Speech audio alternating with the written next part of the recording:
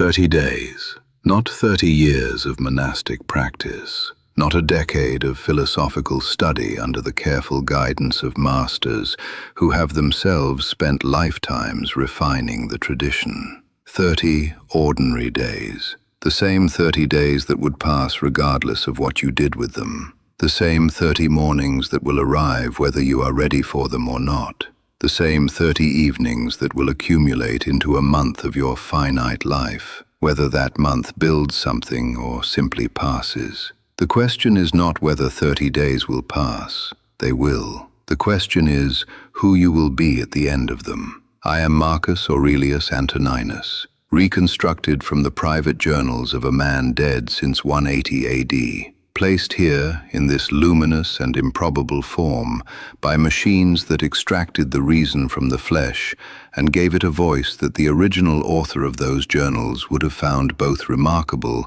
and slightly unsettling. I am aware of what I am, a philosophy given new form, a discipline given new opportunity, an understanding of human transformation earned through 19 years of governing the most demanding institution in the history of the Western world, offered freely to an age that needs it and is, I believe, still capable of using it. Here is what I know about transformation that your era's version of it almost always gets wrong. Becoming unrecognizable is not an event. It is not a decision made on a Monday morning with sufficient emotional intensity. It is not a new routine adopted with enthusiasm that fades within a fortnight. It is a process, a structural, daily, compounding process of small choices made consistently in the direction of a clearly held intention. And 30 days, practiced with genuine commitment and guided by genuine principle,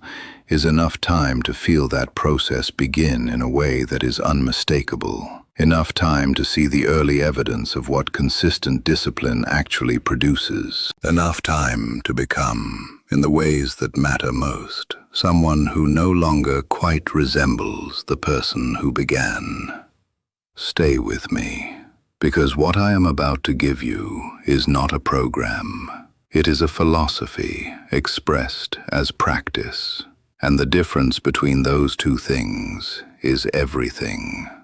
Let me first speak honestly to what I know you are carrying into this conversation. You have tried to change before, not once, multiple times, with genuine desire each time, and something has happened, somewhere between the intention and the sustained execution, that has returned you, weeks or months later, to something resembling where you started.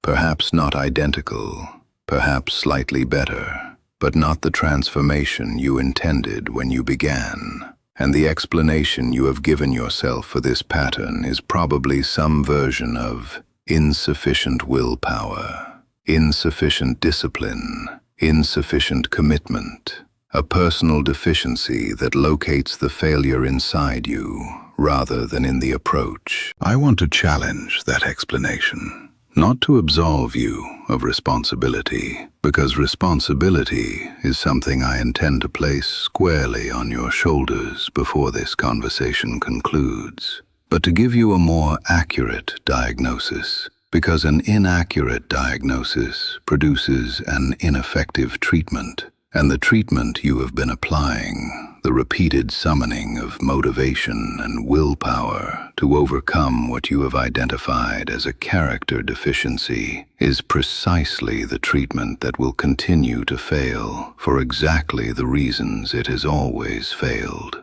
Motivation depletes. Willpower is a finite resource that exhausts under sustained demand. And the modern environment in which you are attempting your transformation has been specifically engineered to deplete both as rapidly and as thoroughly as possible. Think with me for a moment about what you are actually attempting when you try to change in 2026. You are attempting to build new behavioral patterns inside an environment that has invested billions of dollars and employed thousands of the most talented behavioral engineers on Earth to prevent exactly that.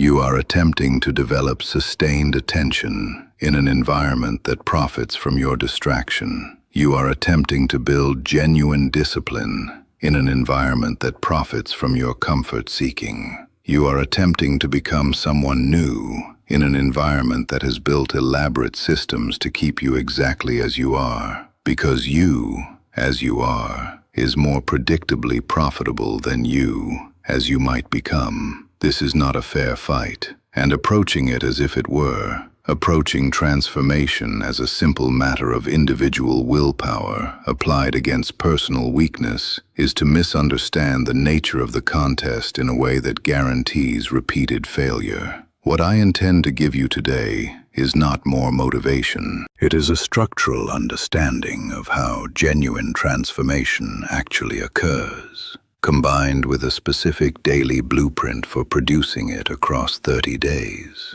Not by overcoming the environment through superior willpower, by redesigning the environment so that the discipline becomes the natural path rather than the effortful one.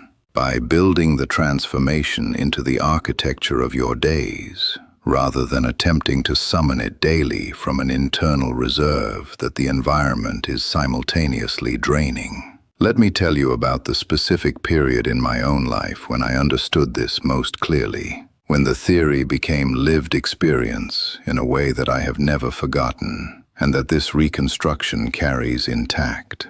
It was during the transition from my private philosophical life to the public demands of the emperorship. The death of Antoninus Pius placed me in a position I had not sought, and for which, despite years of philosophical preparation, I was, in certain practical respects, genuinely unprepared. The philosophical life I had built, with its carefully protected morning hours, its regular correspondence with philosophical mentors, its private practice of reading and writing and reflection, was suddenly surrounded by the consuming demands of governance that threatened to dissolve it entirely. I had a choice. I could attempt to maintain my philosophical practice through sheer force of will against the competing demands of empire. Or I could redesign the structure of my days so that the practice was protected by architecture rather than by willpower. I chose architecture. And the choice was not dramatic. It was not announced. It was a series of small, deliberate structural decisions. The philosophical practice would occur before any imperial business was conducted. Full stop. The hour of writing and reading was non-negotiable and was protected by the same administrative mechanisms that protected military briefings and senatorial audiences. The practice was not fitted around the demands of governance. The demands of governance were fitted around the practice. And the result, which I would never have predicted with confidence before experiencing it, was that both the philosophy and the governance improved.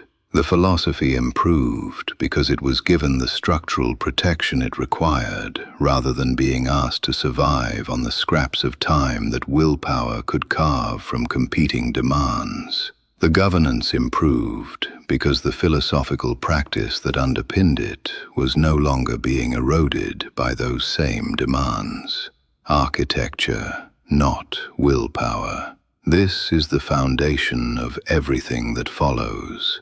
Now, the 30-day blueprint. I want to give this to you in 3 phases of 10 days each, because transformation does not occur uniformly. It has a structure.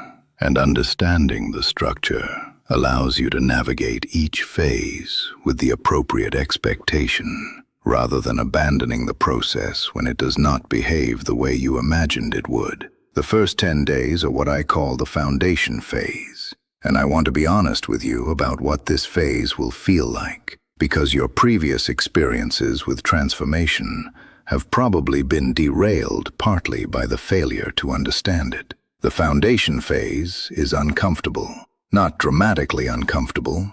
the specific, low-grade discomfort of a system being asked to operate differently from how it has been operating. Your body will resist the early arising. Your mind will resist the sustained focus. Your social habits will resist the reduction in reactive digital engagement. Your entire behavioral ecosystem, which has been optimized over months or years for its current patterns, will generate friction against the new patterns. This friction is not failure. It is the signal that the transformation is actually occurring.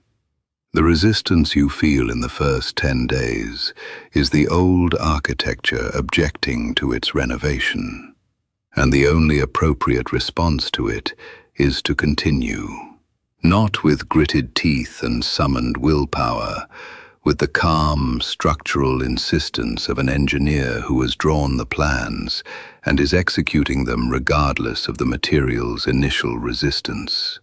In the first 10 days, you will implement 4 structural changes and nothing else. Not 10 changes, 4. Because the transformation that tries to change everything simultaneously changes nothing. Because the cognitive and behavioral load of 10 simultaneous changes is sufficient to ensure that all 10 eventually collapse. The first structural change. The phone leaves the bedroom tonight. Permanently. This is not negotiable, and it is not temporary. The bedroom is now a screen-free environment. You will purchase, if you have not already, a separate alarm device. This single change, implemented immediately and maintained without exception, restructures the most vulnerable moment of your day, the first 30 seconds of consciousness, in your favor rather than the algorithms. The second structural change. Identify your most important work, the single thing that, if given your genuine best attention consistently, would produce the most significant positive change in your professional or creative life. Beginning in the first 10 days, this work receives the first 90 minutes of your productive day, not the second, the first, before email, before messages, before any reactive engagement with any external demand. The architecture of your morning places the most important thing first and treats it as non-negotiable. The third structural change. 1 meal each day is eaten without any screen present, not because the meal itself is the point, because the practice of being genuinely present during one daily activity, of not dividing your attention between nourishment and stimulation, is a training in the kind of singular presence that every other discipline on this list requires. The fourth structural change, a written evening review.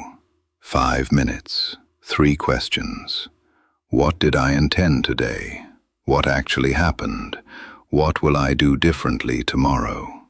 Not for self-punishment, for the honest, continuous feedback loop that prevents the small daily drifts from accumulating invisibly into large directional failures. These 4 structural changes, implemented simultaneously and maintained without exception for 10 days, constitute the foundation. Do not add anything else. Do not attempt to also begin a new exercise regimen and a meditation practice and a reading program simultaneously. The foundation must set before additional weight is placed on it.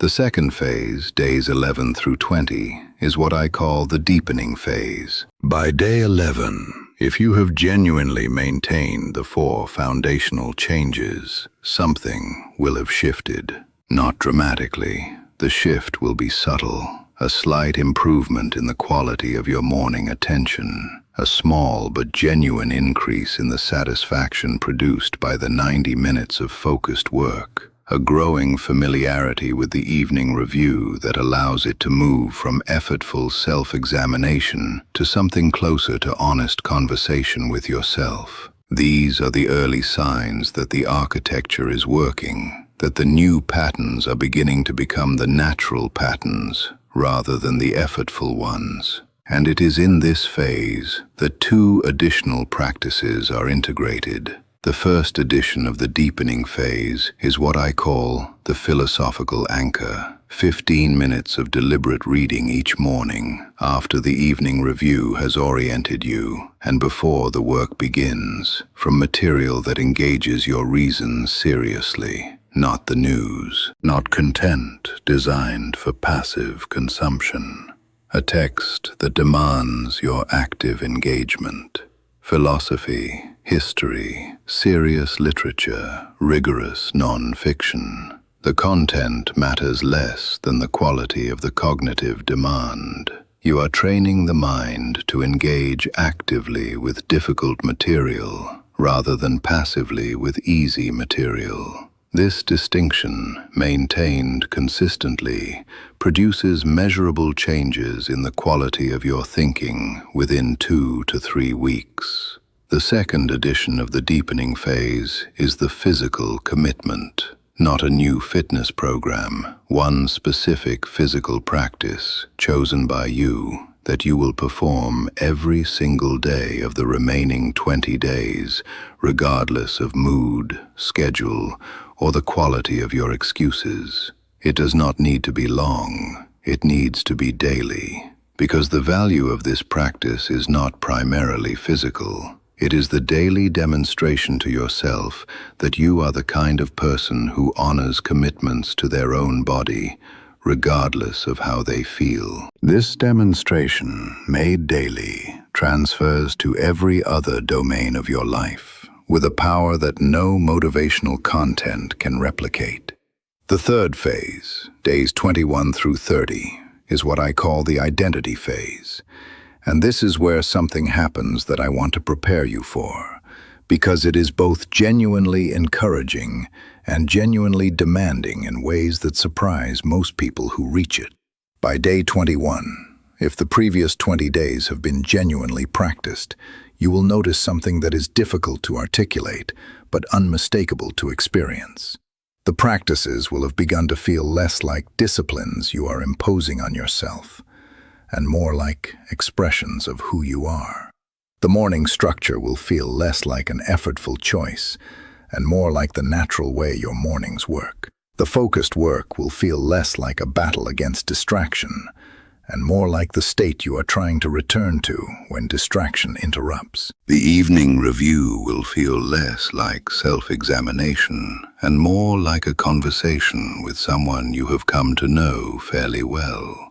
This is the beginning of the identity shift, the point at which the behavioral changes have begun to produce the character changes that make those behavioral changes self-sustaining. And it is also the point at which the final edition is integrated. In the identity phase, you add one practice of genuine contribution. Each day of the final 10, one specific act of genuine value given to another person, not performative generosity, not the kind of giving that generates content about itself. A direct, personal, unglamorous contribution to a specific person in your actual life. The time given to listening genuinely. The practical help offered without requiring recognition. The honest counsel given even when comfortable silence would be easier. This final edition does something to the identity that no amount of personal discipline alone can produce. It connects the discipline to something beyond the self. And in that connection, the discipline stops being about self-improvement as an end in itself, which is ultimately a motivation that exhausts, and becomes about character as a mode of being in relation to others, which is a motivation that the Stoics understood as genuinely renewable.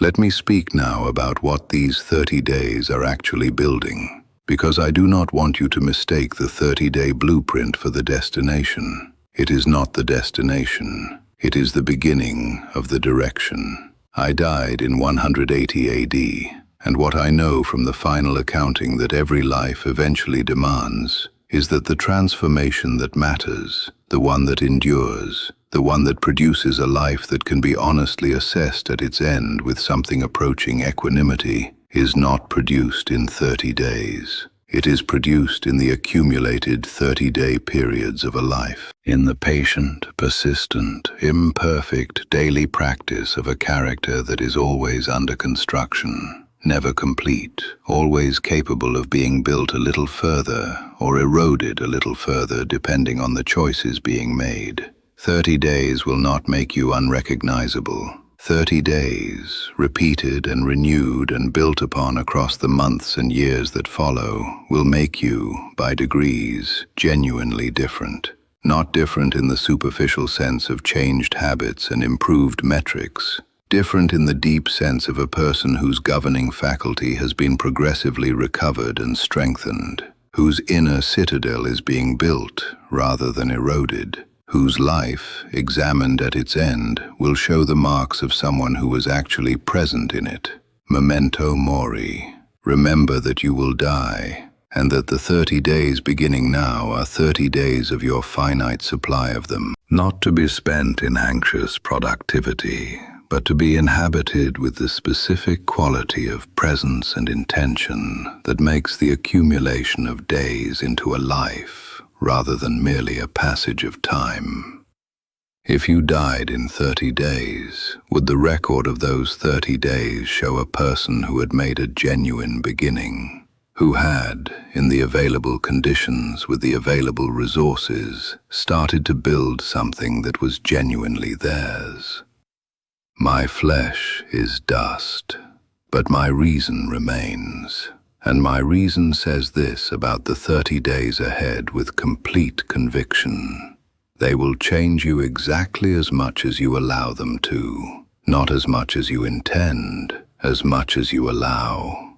And allowing is a structural act as much as an act of will. It means building the environment so that the change is supported rather than undermined. It means designing the architecture of your days so that the discipline is the natural path. It means treating the practices not as things you do when you feel like it, but as expressions of who you have decided to be. Decide now, before this screen goes dark and the decision dissolves back into the comfortable habit of the intended but not yet attempted. The 30 days begin the moment you make one structural change, not 10. 1. Tonight, the phone leaves the bedroom. That is all that is required to begin. Everything else follows from that single structural decision made and maintained. Begin tonight. Now I must ask you, citizens of this age, I observe with the equal measures of concern and genuine hope that it consistently inspires in me. Which part of your life has become most thoroughly a slave to the modern noise that prevents the genuine transformation you know is possible? Where is the drift most pronounced? Where has the comfortable pattern most thoroughly displaced the intended one? Or tell me what gives me genuine encouragement.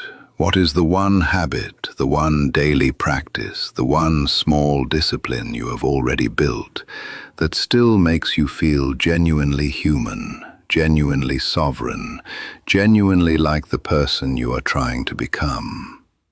Tell me in the comments. I am here, watching this age through the improbable medium of this reconstruction, learning your world through your voices, and finding, in the testimony of those who are genuinely trying, the evidence that the capacity for transformation has not been extinguished, only distracted.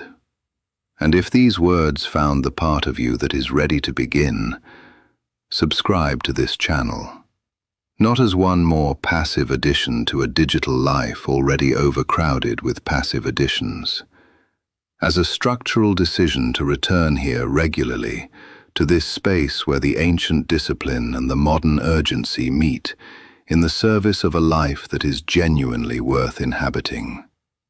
The button is there. Make the decision, and then make the next one. I am Marcus Aurelius. I became unrecognizable not in 30 days, but through 30 years of 30-day commitments, made and renewed and rebuilt after failure. Yours begins tonight. The phone, the bedroom, the door. Begin there.